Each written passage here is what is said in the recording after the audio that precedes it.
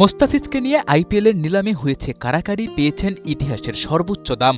এরপর বোলিংটাও যেন হয়েছে আরও ধারালো। আইএল টি-20তে ম্যাচ সেরার পুরস্কার জিতেছেন, আছেন সর্বোচ্চ উইকেট টেকারের রেসে। তবে শুধু সাম্প্রতিক সময়ে নয়, পুরো বছরটাই ফিজের কেটেছে স্বপ্নের মতো।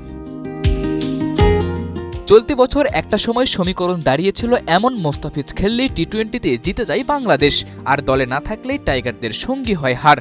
বোঝাই যায় চলতি বছর কতটা ইম্প্যাক্টফুল ছিলেন বাংলার কাটার মাস্টার। পরিসংখ্যানেও তার ছাপ একেবারে স্পষ্ট।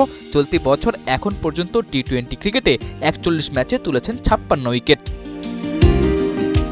2016 সালে টি-20তে এক বছরে বাংলাদেশি হিসেবে সর্বোচ্চ 53 উইকেট নিয়েছিলেন সাকিব আল হাসান। তবে মোস্তাফিজ শুধু এবারই সাকিবকে পেছনে ফেলেছেন, ব্যাপারটা এমন নয়। এর আগেও দুবার 2021 ও 2024 সালে বাংলাদেশি হিসেবে সর্বোচ্চ উইকেট তোলার রেকর্ড গড়েছেন। বছরের শেষ সপ্তাহে আর কিছু উইকেট তুলতে পারলে এই লিস্টে টপ 3টা পজিশনই থাকবে ফিজের দখলে।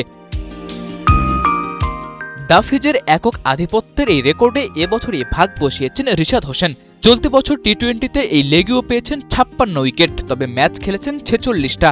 চলমান বিগ ব্যাশে হোবার্ট হারিকেন্স জিতুক বা হারুক, রিশাদ উইকেট পাচ্ছেন নিয়মিত। বছরের শেষ সপ্তাহে তাই রিশাদের সামনে সুযোগ আছে বাংলাদেশি হিসেবে টি-20তে বছরের সর্বোচ্চ উইকেট টেকার হবার। আইএল টি-20তে মোস্তাফিজ আর বিগ ব্যাশে রিশাদ হোসেন। বিশ্বের দুই প্রান্তের দুই লিগে বাংলাদেশি বোলারদের এমন উইকেট তোলার প্রতিযোগিতা অবশ্য দিন শেষে দেশের জন্যই লাভ। আসন্ন টি-20 বিশ্বকাপে রিশাদ ফিজের জায়গা মোটামুটি নিশ্চিত, তাই তো এই ধারা বজায় থাকলে ওদের উপর ভর করেই বড় কোনো সাফল্য ধরা দিতে পারে টাইগার শিবিরে। সাদাতুর রাফি, ৭১।